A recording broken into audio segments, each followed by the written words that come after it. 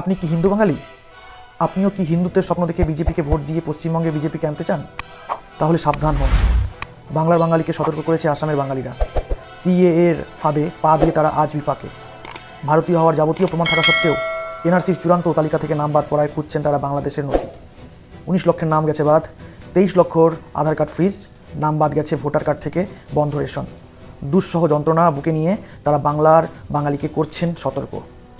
CAA কার্যকর করার দাবিতে আন্দোলন করেছিল অল অসম বেঙ্গলি হিন্দু অ্যাসোসিয়েশন।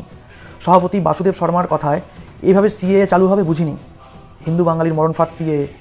বাংলা ও বাঙালি বিরোধী বিজেপি সিএএ এর মাধ্যমে উদ্বাস্তু বাঙালিকে বেনাগরিক করতে চায়। যেসব বিজেপি কর্মী এনআরসি সিএএ এর পক্ষে হিন্দু উদ্বাস্তু বাঙালিকে বোঝাচ্ছে, তাদের অবস্থা নিবাস সরকারের মতো না হয় এই প্রার্থনা করি। শিক্ষা নাও, হিন্দু বাঙালিকে ভুল বুঝিও না। এনআরসি সিএএ বাঙালিকে ধ্বংসের চক্রান্ত। এই নিবাস সরকারও মুসলমান বিদ্বেষ থেকে এনআরসি নাগরিকত্ব আইনের পক্ষে ছিল। সে বিজেপির হয়ে জগন্নাথ সরকারের হয়ে হনুমান সেজে প্রচার করেছিল।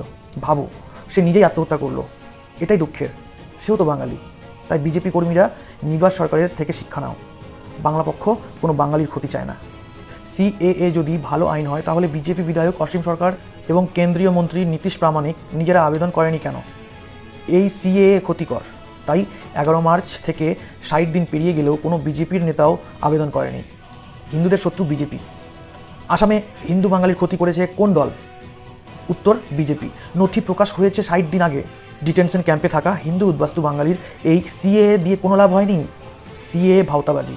হিন্দু বাঙালির শত্রু বিজেপি। জাগো বাঙালি জাগো, জয় বাংলা।